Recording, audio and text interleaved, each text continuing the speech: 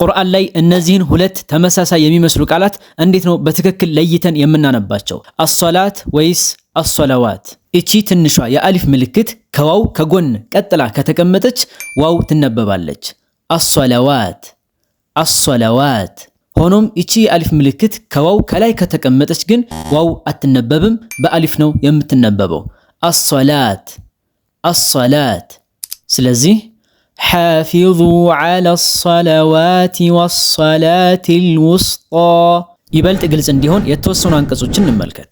ኡላኢከ ዐለይሂም ሰለዋቱን ሚን ረቢሂም ቁሩባትን ዐንደላሂ ወሰለዋቲ ረሱል ቃሉ ያ ሹዐይቡ አሰላቱከ ተእሙሩክ ኢነ ሰላተከ ሰከኑን ለሁም።